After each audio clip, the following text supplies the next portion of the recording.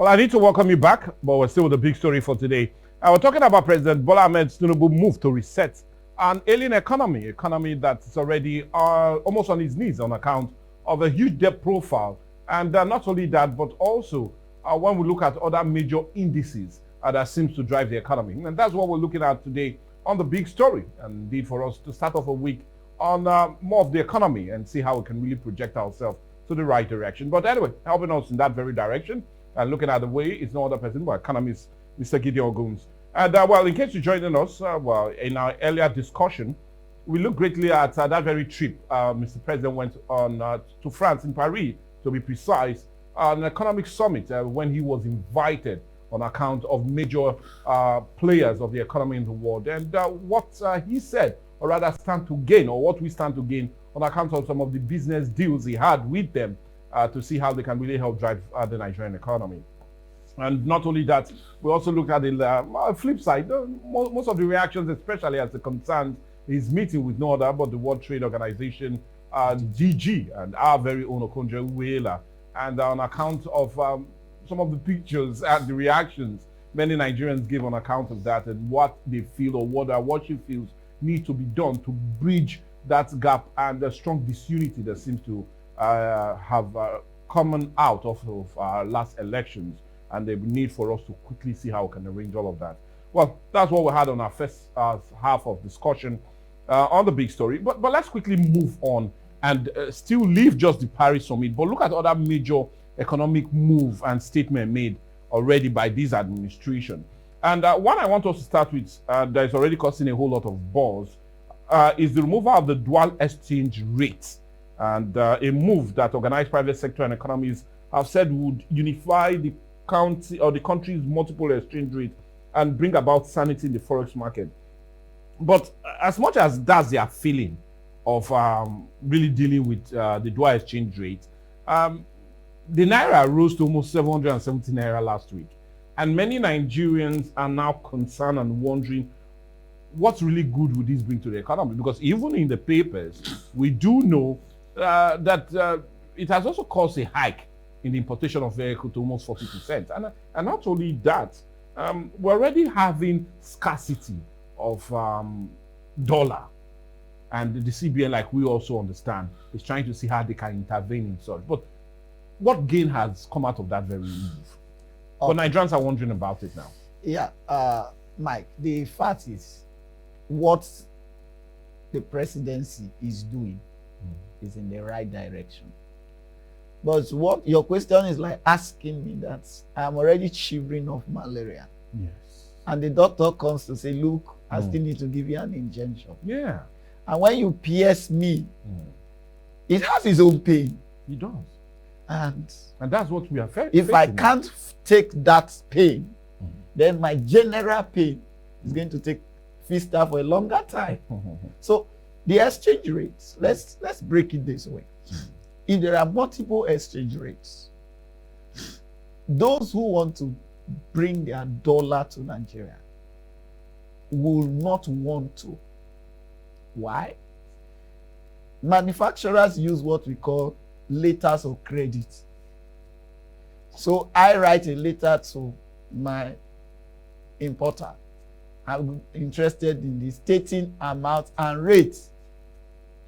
By the time the thing takes 2-3 months, and the exchange rate had either gone against me or for me, then one of us in that business is going to lose.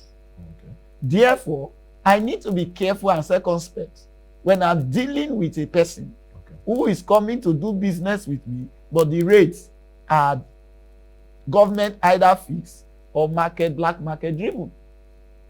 So trying to merge the I&E window and every other thing together is trying to give a stability, which can dovetail to confidence, and so smoothing the business. So it's a gradual process. Gradual. It's not something that will just automatically it's not automatic at all. It's not a magic word. An effect on Nigeria. Because that's where we Nigerians are really concerned about. Because they are surprised that, okay, now, you are in every way combining the exchange rates, making it look as if it's one.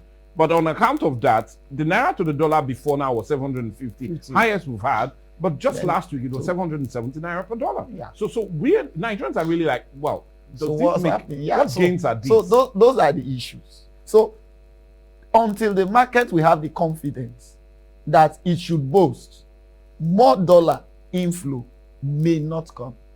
Now, if dollar flowing in is still lower than the dollar we want to take out, yes, then there is going to be the naira sliding. Okay, further. But if this confidence could grow, and now there is so much coming, equal amounts going out, it will begin to go down and steady at that. But it's not a magical art. It is something that have to grow. So the first thing the presidency have done is to lean towards the right move, which is let's close the gap. That's number one. Number two, the policy on its own enables the forex market to, in a way, dictate its own pace. What we speak in economics are the free hand of the market. So it no will get gagging, no control from government. Nobody. End. So it's just the laws, the hands of demand and supply trying to sort itself. And we know in elementary economics will now come to that equilibrium. the higher the demand, the higher the price. Or the lower the supply. And once demand exceeds supply, prices must go up. Now, if supply exceeds demand, automatically prices must go down. So we are moving towards that. So we'll definitely get to an equilibrium. But now we're on a shaky start. Yeah, the last week in economics. Okay. That's why, for now, within these 2-3 weeks, we might not see. But you can see something. The rate at which it was going, let's call it January to March, the rate at which the forex market was moving in the higher direction is no longer so. Then it is marginal. 748, 758, 770. I think that's the highest we have gotten. Yeah. And if you see that even some days before the market closes, you see it come down, you see it goes up. So it will take a while. But in the short run, it will go up. But in the long run, it will not only stabilize, it will come down. Begin to fall. Okay, now let's leave that, because that's one major policy has taken. And let's come to another one, and is the removal of the fuel subsidy. I will need to talk about that, which is another major policy move by this very administration. And one he said, or Mr. President said, was naturally not in his inaugural speech, but he had to drop that in.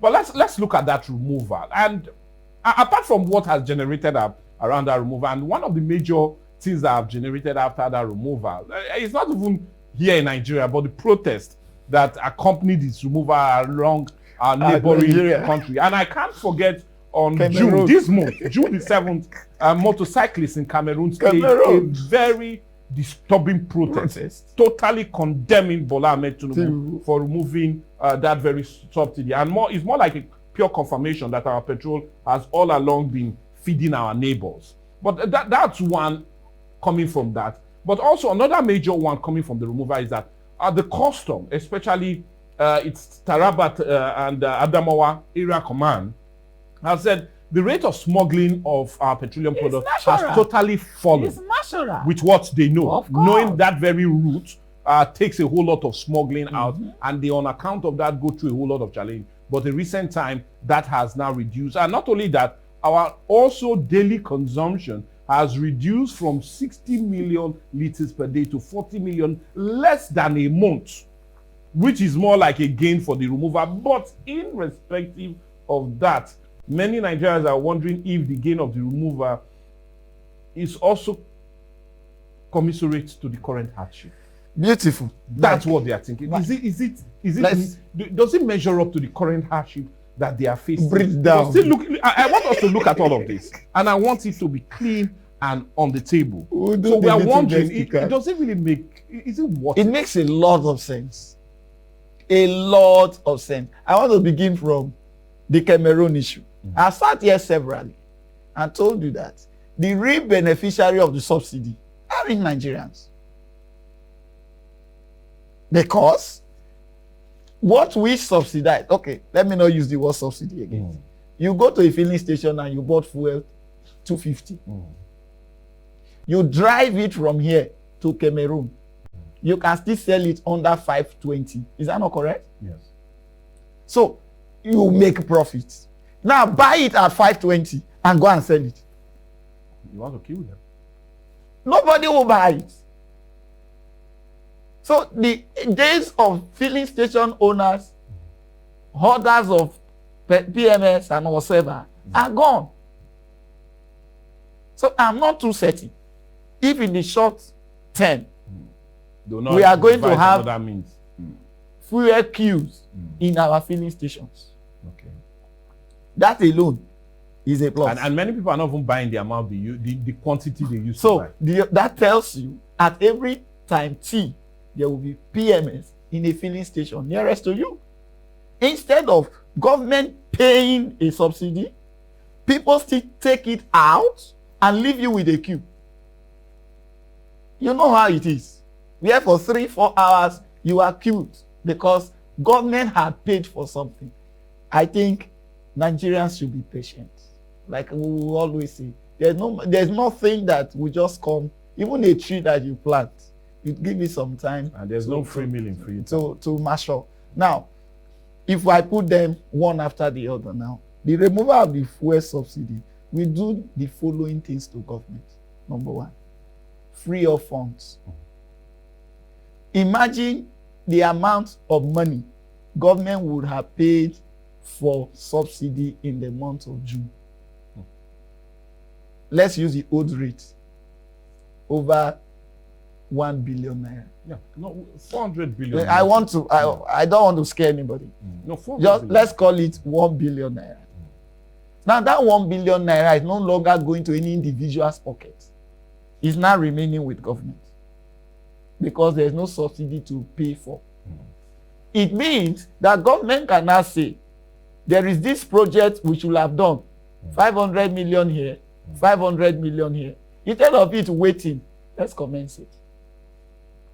So the idea that this little revenue government have, there is now a way to save it and not to waste it, we should applaud it. Because so much of it have been wasted before now. I sat here severally to tell you that Kari, the group managing director of NNPC, is economical with the truth. That he cannot justify the fact that Nigerians are using 66 point something million liters a day. Look at the figures now. And it's even further, it's going to further. Look at the figures. I told you, Nigerian we claim we are 200 million. I still believe that not up to 100 million Nigerians have cars that they fuel every day. So somebody telling you that was just not wanting to say the truth.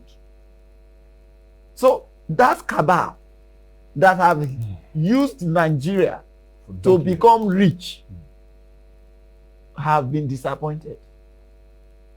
And the benefit, if properly managed by those to whom we now saddle with the responsibility of managing it, in the first 1 year of this government, there should be a massive improvement. Because if that money is tied to power, power will improve. If it is tied to education, ASU will not go on strike. If it is tied wherever they want to, because the problems are many. But whatever is saved should be properly managed and tied out, and we'll all be better for it. 2 or 3, the removal of subsidy will make government to look at the living wage, living condition. The middle class in Nigeria is gone. Extinct. Why?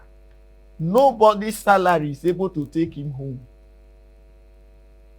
I stand to be corrected. Even the president's salary, if we are not to take any other peg from the office, cannot do anything. So there is a real reason to look into creating a middle class for which all of us who are speaking now, we belong to. Now, the money from subsidy could also be used. Now, you will say, I'm not a government worker. I agree. Not government is employing less than 10% of Nigeria in the 3 tiers of government. But hear me, if there were no government workers through which that government's money is reaching out to the society, the market woman in Otodo, how will he sell? The primary school teacher in one village that we might not be able to access by car, how will those people have been having money?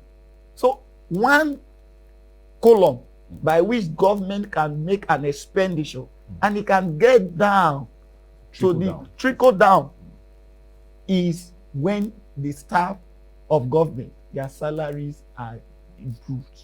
Now, still talking about salaries, I still want us to look at one.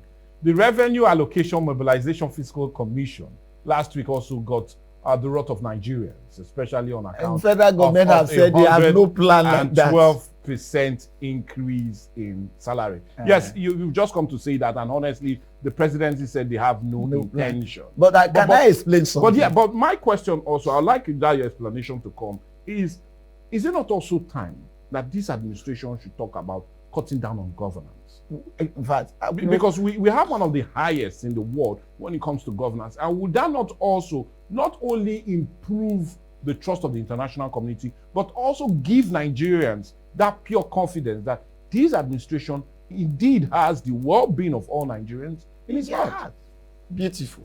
Now, talking of cost of governance, I hope we can discuss that a full day.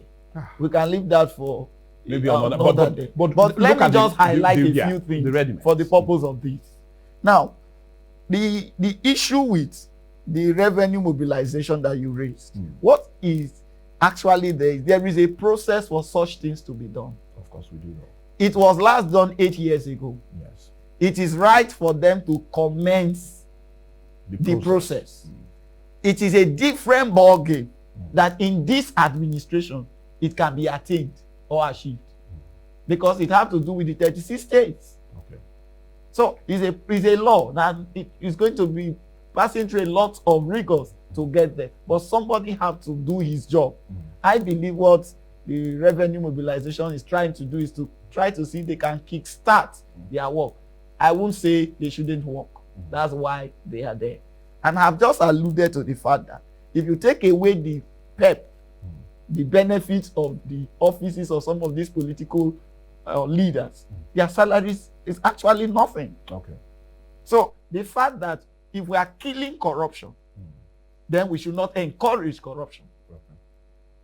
Let everybody live on by his salary. Now, but do you see this government doing it? I don't see it.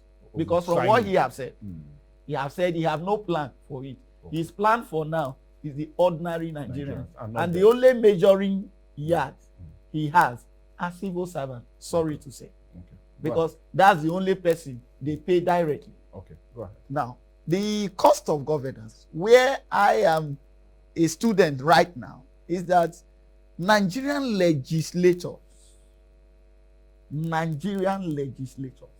whether they in the states, local government, or national, let's quantify the volume of work they do compared to what they earn.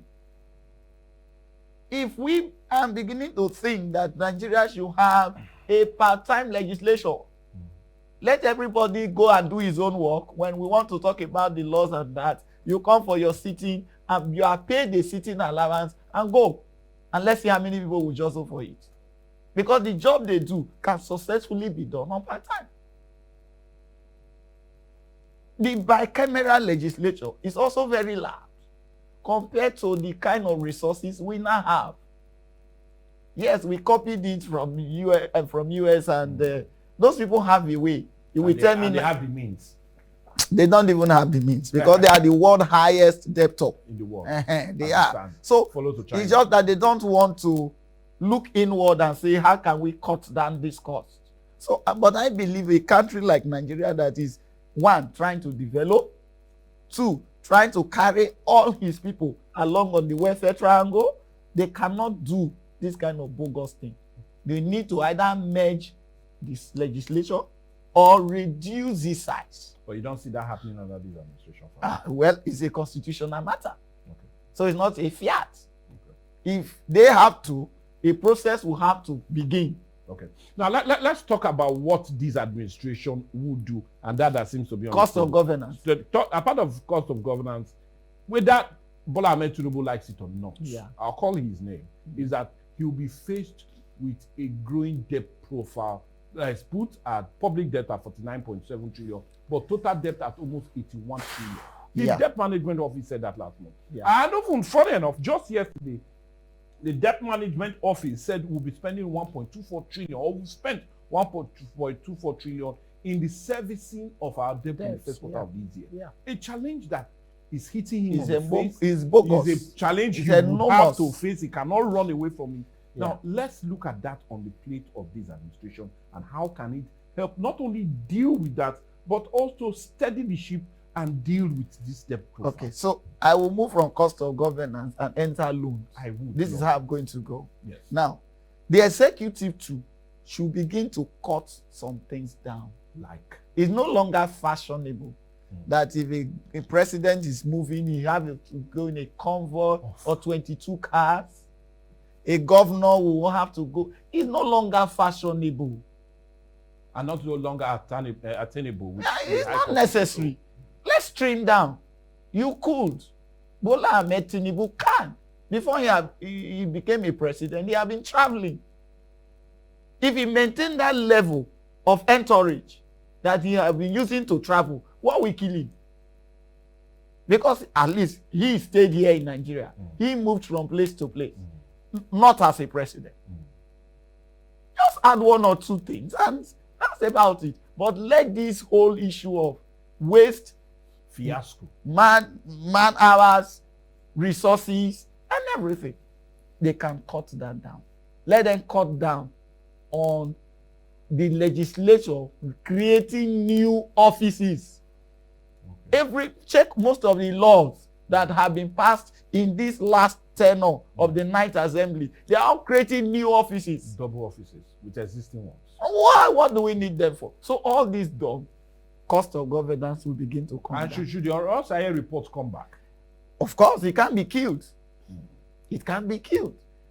Why have a road safety, a traffic police, a VIO, and another last mile, whatever, all in charge of traffic and roads? 4 different organizations with 4 buses, 4 employees, 4 pensions. What is it?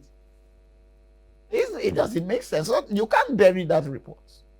Now, if they cut down and free up some revenue, then our problem of servicing debt can now be checked. What do we use the money borrowed to do? Nigerians may not like this, but I believe if a loan was taken to do a road and the road was done, I don't mind if you put a toll. The road is in good condition, and so from the toll, it's being maintained, and the debt is being paid. We will not be using our revenue resources from oil to service such a loan. You use it to do a railway, I don't have an issue. If you like, let's see the railway. If you do a rail, you say, okay, the fare should have been 500 naira. But because we are going to pay the loan that we used to do it, 20% is added instead of just having VAT for everything. Tell us. So we know that every time a Nigerian buys a ticket, at the end of the month, this amount goes to the loan. You discover that this can be done. Now, to avoid borrowing more money, we need to create revenue assets. And, well, we have not actually made it the way I wanted. But I expected that the policies to custom, immigration, Ministry of Finance should have been such that, and then Board of Inland Federal Inland Revenue Service. I expected them to be target-driven. So if you tell customs, for instance, in 2023, every month, this is what I expect. Give me the template by which you are going to get it done. Change one I or T there and straighten it. Don't you feel Nigerians will be hard hit on that generation drive by? Let me use one now. Seme border opened. That's what we heard in the news.